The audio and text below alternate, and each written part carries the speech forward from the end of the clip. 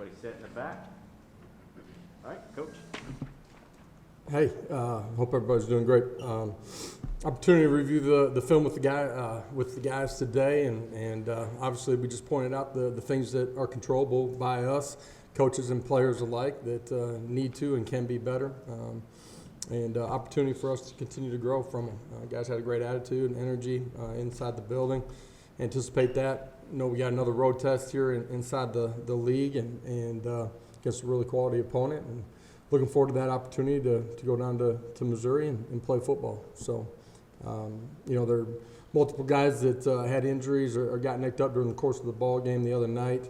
Don't know where those guys are at. Hendon at quarterback. Not sure if he'll be available or not. So we'll see how that transpires here during the course of the week and go from there. So with that, open it up to some questions. Questions? We'll start with Adam. Josh, can you say whether or not Hendon suffered a concussion or if he's in concussion protocol? He is not in concussion protocol currently. So. And secondly, just in terms of things that concern you about this team and in performance, where does roster attrition rank in there? I want to make sure that I understand the question here.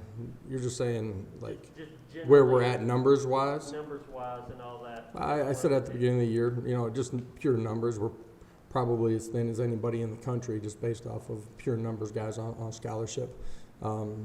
Depth for us, certainly, something that we're thinking about and trying to continue to develop. Young guys got to continue to grow and be ready to play when given the opportunity and play at a really high level. So the constant development of your roster is something that you're always thinking about, always working on. And obviously recruiting in this cycle will be big for us too. Patrick and Ben. Coach, with the quarterback situation, how healthy is Joe? Where is he at in his rehab? And does that make, with those two guys sort of banged up, does that make this a big week for Harris? Yeah, Joe was in a situation where could play, wasn't at a full 100%. During the week we got him some work, not the same type of numbers that he would have gotten if he was 100%. So I anticipate just through him playing the other night, didn't re-injure or aggravate anything, continue to think that he'll get healthier as this week goes on. When you went back and watched the film, what do you think led to the drops and what needs to happen in practice to make sure that those drops don't happen again? At the end of the day, you got to go execute on the field. Handle the environment, handle the competitive situation, throw and catch it, things that we've seen those individuals do at a high level. End of the day, we got to go perform on Saturday and finish the play. Eric and Wes. Yeah, looking ahead to Missouri, a dynamic quarterback, good running back that can also catch the ball out of the backfield. Yeah. What have you seen in them on tape? Yeah, for them offensively, everything kind of goes through that running back, whether it's the run game or him being heavily involved in the pass game. Guy's been dynamic, near the top in country and just, total yards and productivity. Really good football player, does a great job once the ball in his hands of being electric, making guys miss. Josh, I guess when Cooper May started to get dinged up, maybe his level of play wasn't quite the same as it was earlier in the game. But what did it mean to have him back? And in terms of just sort of what you learned about him, I mean, the guy's out there, he's got a mashed up hand, his legs bothered him, and he's still playing. What's that tell you about a guy? Tough, competitive, cares about playing at a really high level, cares about the power T, cares about his teammates, wants to be in there. He's a warrior.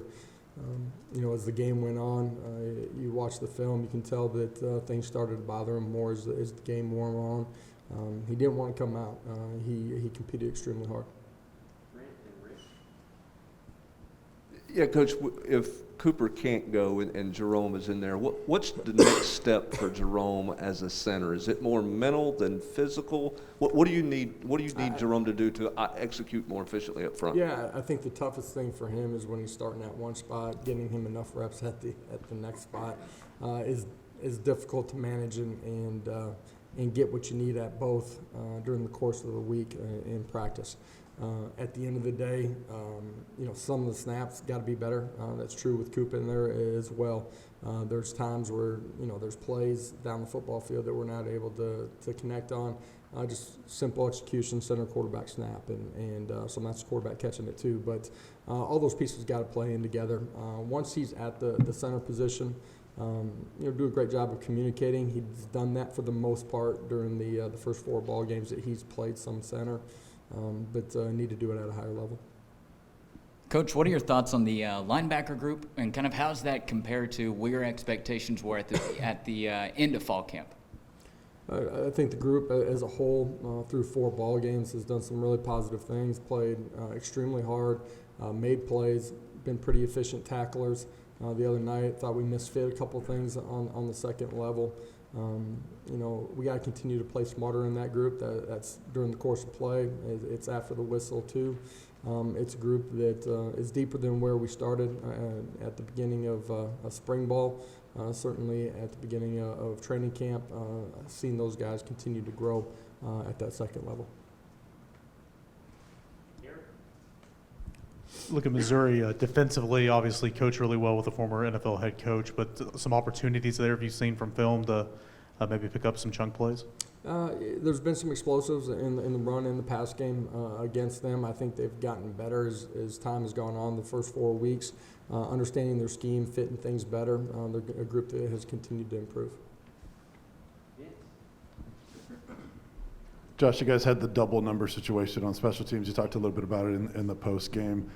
How do you avoid that happening in the future? And is a number change a consideration for either of those guys you might need? Yeah, for sure. With Theo, he's been our punt safe guy, which has allowed Trey to be on the football field. Unique situation, not being able to see. Need him to be smart in how we communicate that, be able to transition, not just the returner, but then Trey needs to get out of the ball game too. It's one of the things that we talked about, coaches and players together being better to handle that situation the right way. Rob? Surprised that took that long to come up. Coach, if Hendon is banged up, is it automatically Joe, or is there any competition there between him and Harrison? I'm not going to speak to situations that aren't real at this point. So we'll see where we're at during the course of the week and go from there. Wes? Josh, I know that defense gets a lot harder when a quarterback gets outside of the pocket a little bit, gets out there on the edge. Is there anything y'all can do to sort of maybe make the damage less when it gets there? Because it's happened a few times this year with Pickett and then obviously with Jones. Once they're out, the numbers advantage is in their favor, right? And so as a secondary player, you're caught in a dilemma of continuing to match and cover guys, which you need to do. Otherwise, you're going to give up explosive plays. Once he crosses the line of scrimmage, you got to do a great job of coming off and making a play. It all starts by not letting them escape the pocket that way, and that can be an edge guy. It could be a pressure where we're not setting the edge. It could be, interiorly not having gap control and being able to come off and play the quarterback.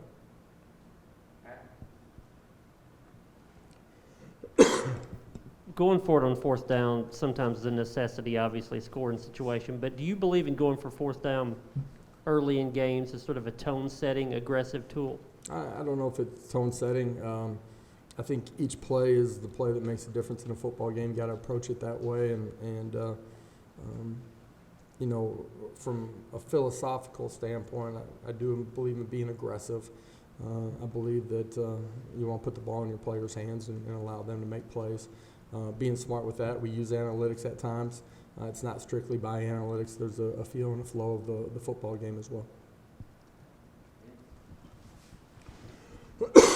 I know you guys always have grading systems for your players.